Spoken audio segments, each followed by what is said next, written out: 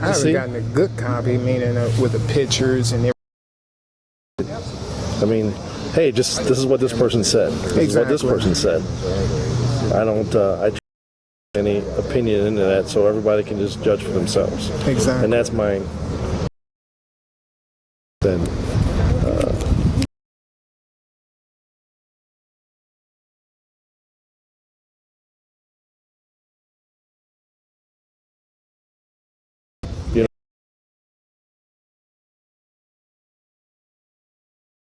So hopefully somewhere in the middle we can kind of.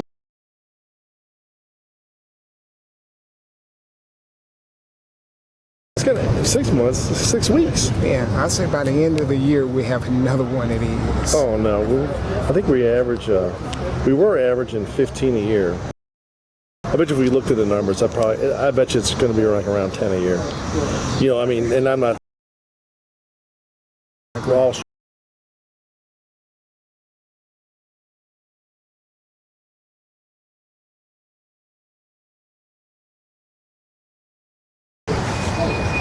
who wants me?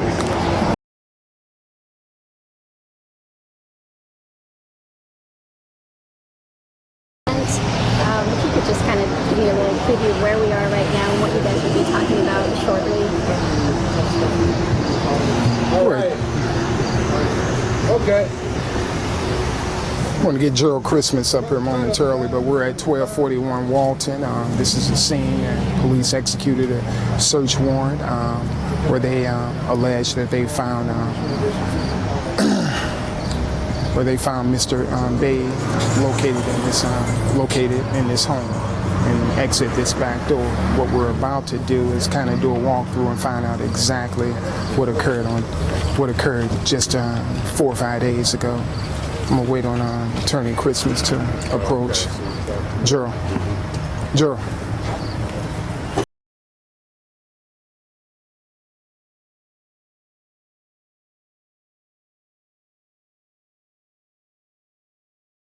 Narration as to what happened, and that narration just isn't plausible at all. So we actually want to give a correct narrated by St. Louis Metropolitan Police to have executed a search warrant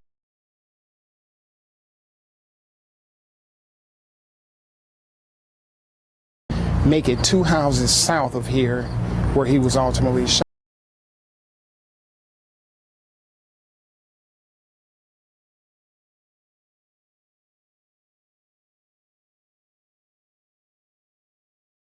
Most definitely what happened in this search warrant, and actually see in his testimony, as you know as well as witnesses that say he was. Right. And so we'll determine that, and once again, if we had body cameras, we wouldn't be having this discussion.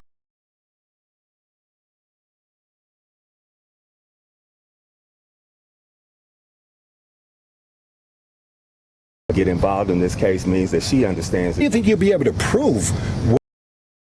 I think the walk around and clearly lay out that one or two, Mr. Ball-Bey was not even in this residence here. Down 20 steps, make it out this back door, approach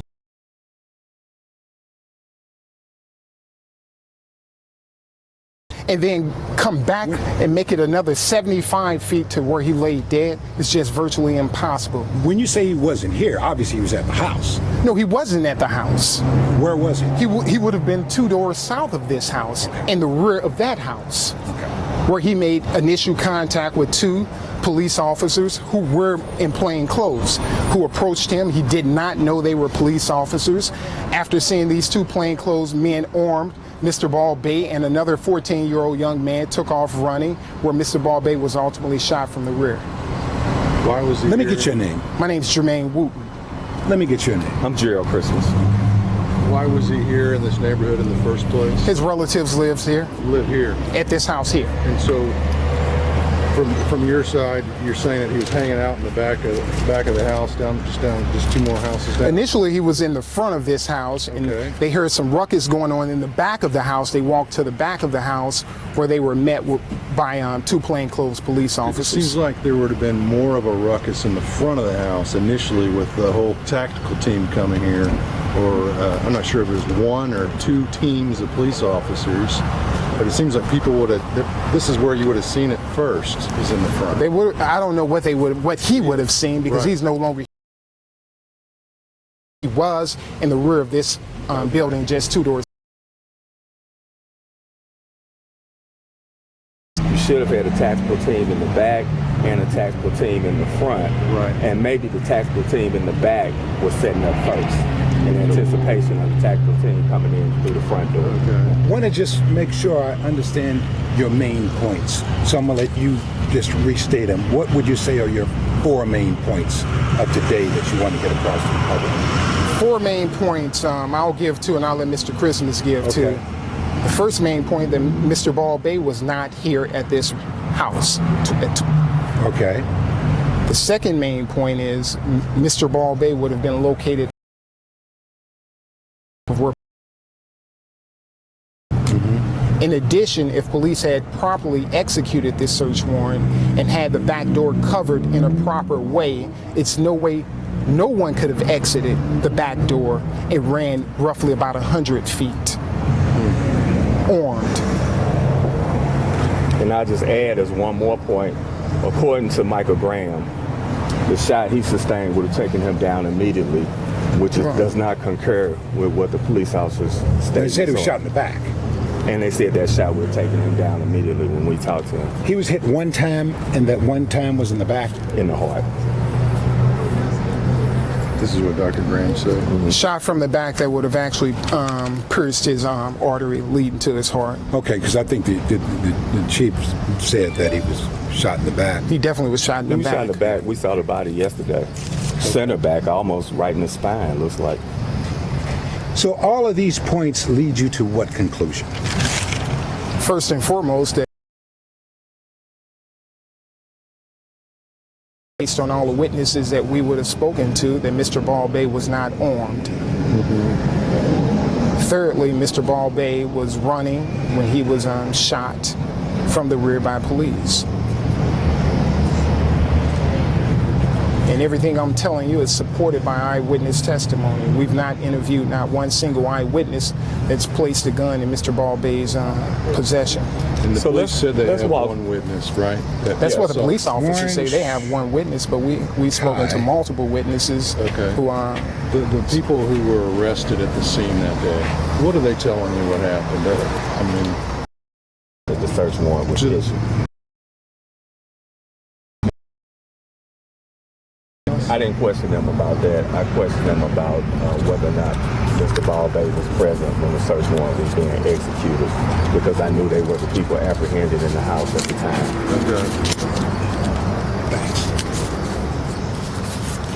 So one person is still in custody and one get the name wrong. And the 14-year-old that...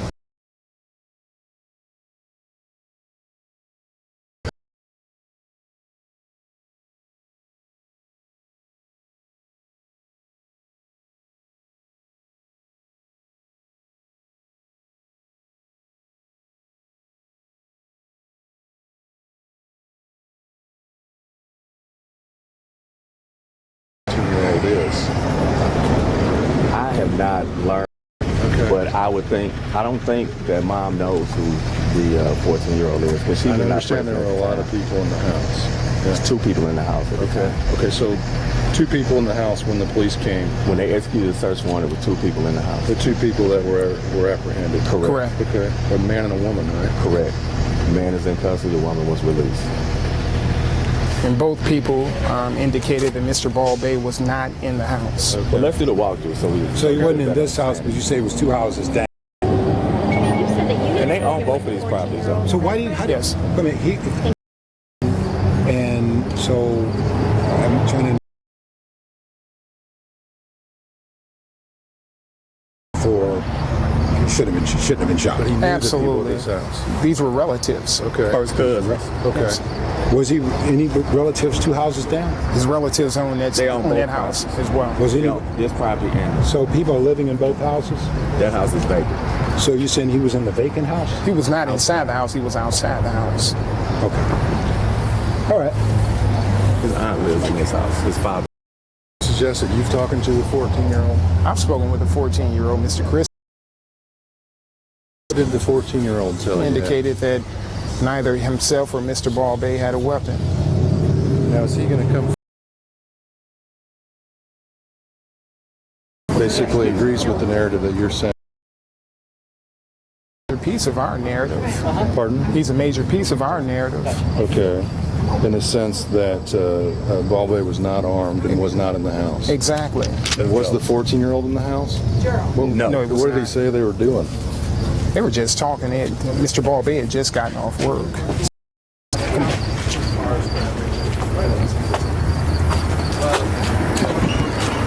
Okay, so we're gonna head on into the house, and I want to one point that I want you to make in understanding how the occupants of the house would know who was in the house, because there's no other way to enter the house but through this door, and you have to come straight up the steps.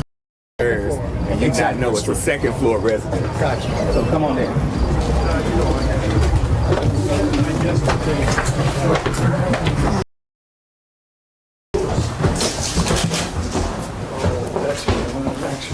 That light. No, it doesn't. Apparently, we need a bug. So as you can see, it's out upstairs. And we would have had one occupant that would have actually been sitting right here on this couch, which indicates she would have known if anyone would have been in this house. And she indicated that Mr. Ball-Bey was not present in this house when the police executed the search warrant. I'm not sure of her age. Here in the bathroom.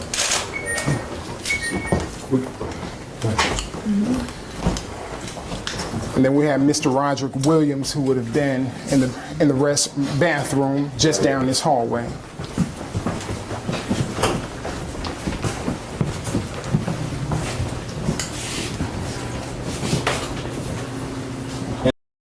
You'll know who's in this house and who's not in this house.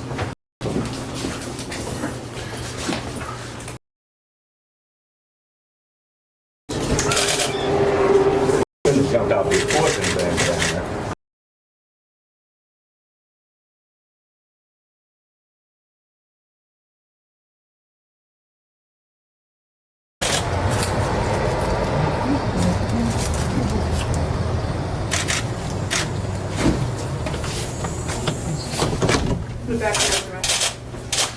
Now here's the back door that leads to the backyard.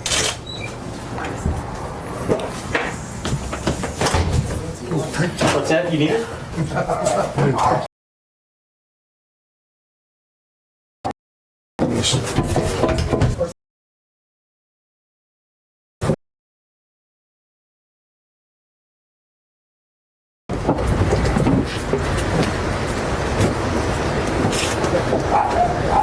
And that's a lot of running he would have had to do to just even get to this point. Okay.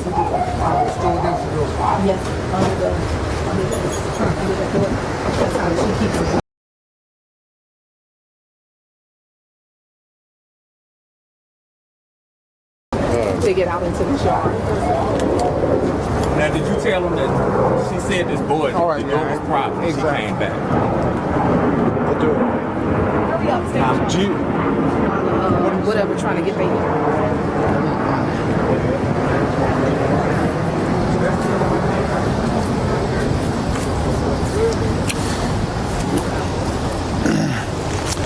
Now, according to police, Mr. Ball-Bey would have exited that door.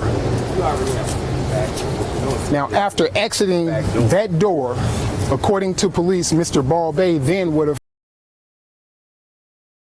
feet to get to this fence. And they're saying Mr. Ball-Bey would have jumped this fence right here. And executing a search warrant, one thing we know for certain, that police officers will these steps To properly execute that search warrant, they would have had to be here at the bottom of these steps, which means no one should have been able to get out this back door. But since they say Mr. Ball-Bey made it out the back door, made it past them, jumped that fence. 2 people, not just him, 2 people. We're talking 2 police officers he would have gone through. What's the hole? What's the hole? Absolutely. We don't know.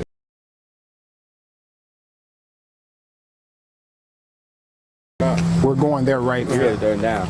I want to be clear that we have not been given any indication of what fence they're alleging that he jumped. I just want you to see the fences. We can put him on the spot if he wants to indicate now. Okay. Yeah.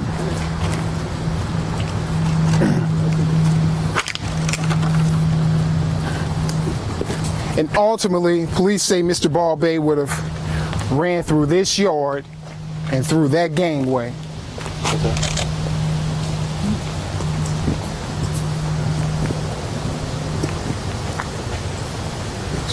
this the yard where he was sitting previously? Correct. Okay. So he was already here. He was already in this yard. He would have made contact with police first in this yard. How many witnesses do you have that say he was here at this residence? We have witnesses that indicate he was not in the house, and then we have 2 witnesses indicated that he was in this yard here. And Mr. Ball-Bey would have ran through this gangway.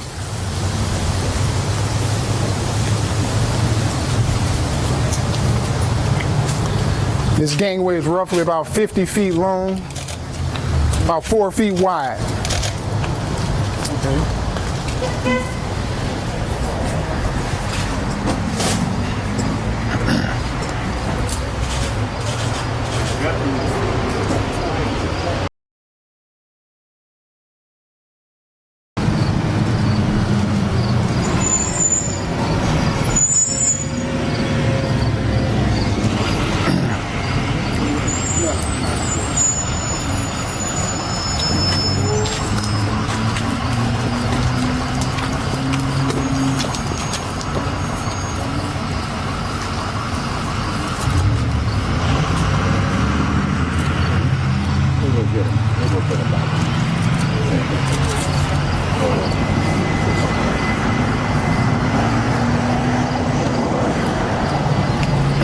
you guys know where the police's shell casings fell?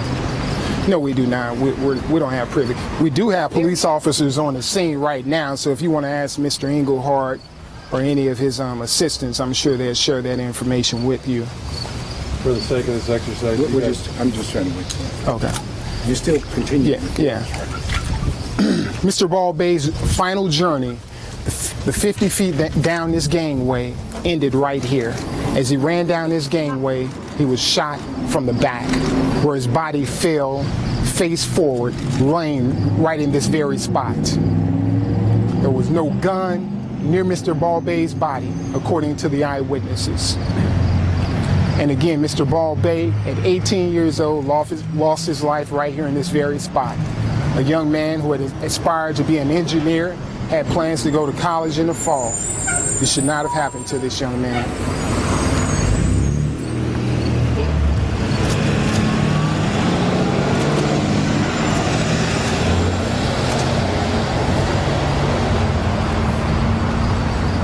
So you believe he was shot right here at this spot?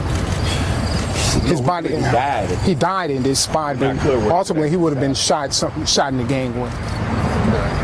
Well, based on what Michael Graham said, he couldn't have been shot too far from this spot because he wouldn't have been able to move much further after he was shot.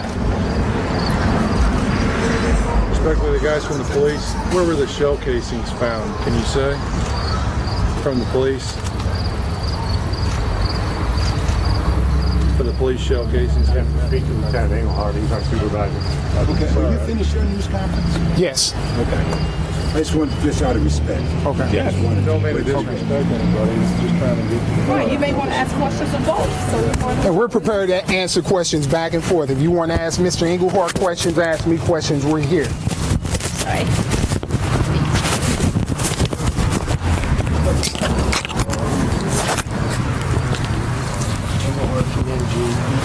H-A-R-D-T. Sorry, one more time on the name. Okay. Englehart. E-N-G-E-L-H-A-R-D-T. And what's your title? I am the Force Investigation Unit Lieutenant. Okay, so I'll give you guys a business card to make it easier. Can you guys excuse me one minute? Yeah. You can share.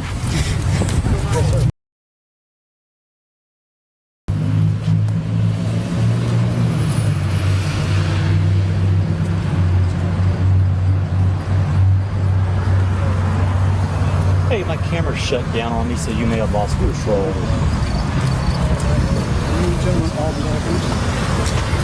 Oh, okay.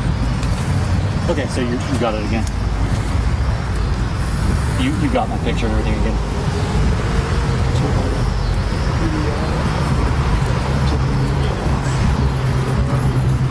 Yeah, 4950. Alrighty. We have a statement.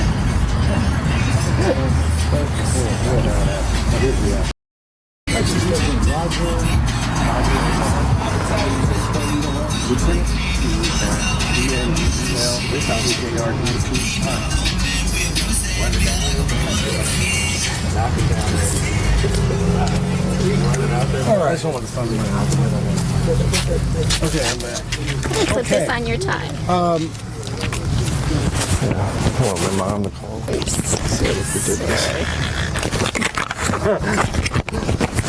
way. Oh, you're gonna give me a microphone? Is that okay? I guess. You didn't ask. Okay. No. Can I put Oh, this sorry. on? There we go. All right. Get you straight here. You good? Are you good? Yes, I'm ready. Okay. Let me get your name again. Okay, Roger Englehart, R-O-G-E-R, Englehart, E-N-G-E-L-H-A-R-D-T. The lawyer said Ball-Bey wasn't here in this house where the warrants were executed, where the police came to execute the warrants, and they said that he was not armed. Your reaction? My reaction is Mr. Wooten's obviously talked to witnesses that we haven't talked to, and we'd encourage those witnesses to come forward so we can interview them and get their perspective on this incident. Is he right? Is he right? Yeah. Well, I'm sure he's right that those witnesses told him that. I'm sure Mr. Wooten's an honorable man and wouldn't lie, but I haven't talked to those witnesses to evaluate their credibility or not. What's your reaction to what you've heard here? The investigation is ongoing, and I'd really like to talk to these witnesses so we can get their perspective. How many witnesses do you have? Including, we have two Police officers that can you roll us through from the back porch out there to here, or what happened based on what you know this far, if you don't mind. Well, as I said before, we're still looking for witnesses. Okay. He's identified other witnesses that we need to interview. Right. For me to describe the evidence or what other witnesses have described could taint their recollection of the event, and I don't want to do So that. you can't, can you say where the shell casings were from the police officers? I'm not prepared to comment on any evidence because, again, there's witnesses that we still need to interview. Your reporting could taint their memory, and we want to clearly understand how they remember and perceive the event. Are the lawyer's description of what happened credible? There's no way to determine that without speaking to the witnesses that they spoke to. But are you standing by what police have released thus far in terms of what you believe the facts are? When I do investigations, things aren't a fact until they become a fact. And that's based upon scientific evidence and credible witness testimony. Witness testimony is evaluated based on a totality of all the circumstances on what exactly happened at this point. Have you changed your mind at all based on what you've heard today from the lawyers? I'm really interested in speaking to these witnesses and get their perspective on what happened. But right now, are you still standing by the police account of what happened as dictated by you? I have accounts from witnesses, and I have scientific evidence which is still being evaluated. I can't comment on the credibility or not of those until all that stuff is compared to each other and we determine what's most likely to happen. I don't want to comment on what I believe to be true or not at this point, because I do not have all the facts, and I don't want to make any claim until I do have all the facts. Can you say which witnesses that you've already spoken to? Have you spoken to the 2 individuals that were in the house? We've spoken to several witnesses. I'm not prepared to identify any of the witnesses at this point. Mr. Ball-Bey, the day that he was shot, did you come here to the scene? Yes, I did. And did you see his body when it was over here? I did not. Okay. I was just wondering if he had identification on him or anything like that. He did not have identification on him. He didn't, okay. So it was still an estimate as far as what his age was at that point and who he was and all. Again, things aren't facts until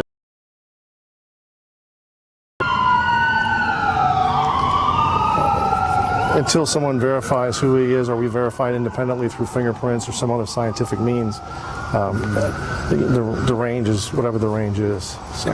Can you say how many police officers you've interviewed that were here? More or less, was it 10 people that were on the scene, or less than 5? There were several police officers on the scene, but I can't tell you exactly how many we interviewed. There was a lot of policemen on the scene. Some were witnesses that saw all or part of the event, and some did not. And so to say which ones we interviewed and which one we did not would be, I don't want to give you some misinformation. That's a great question. Good question. I mean, there's been a big to-do today made about how to execute a search warrant. Okay. There's like, why weren't there more officers behind, either securing the door or they're close to the back door? The way it was played out here, is that how a search warrant is typically done, executed? Not being an expert on police tactics and search warrants, that's not my expertise. But generally, they try to secure all the exits, and how they would have secured those exits.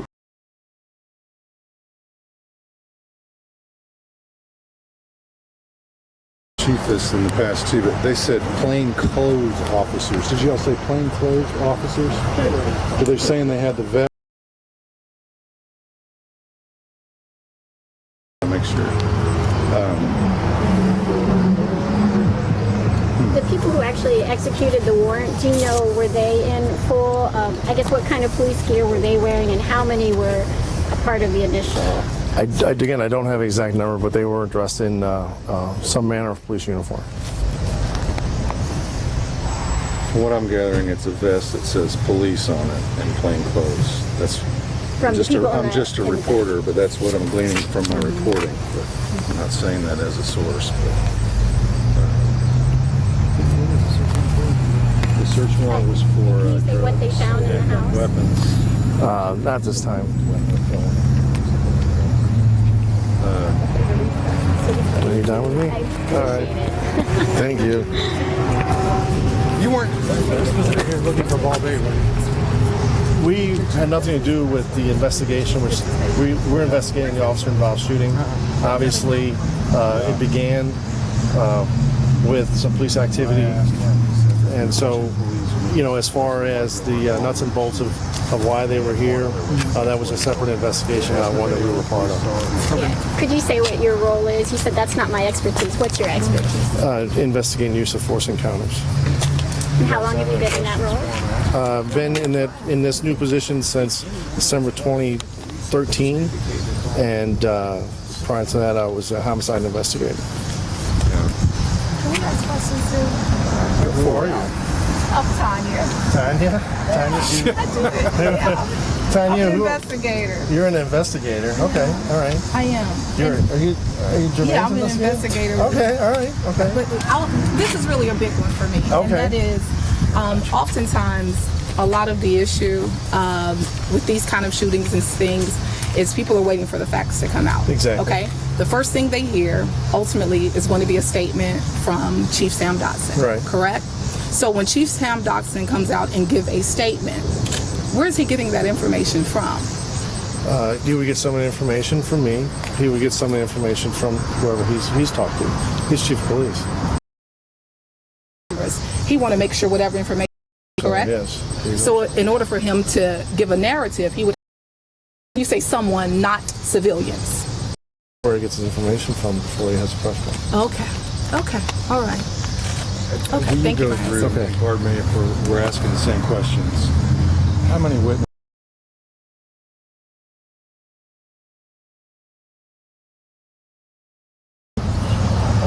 Four, Okay, and that's And, two uh, officers. and apparently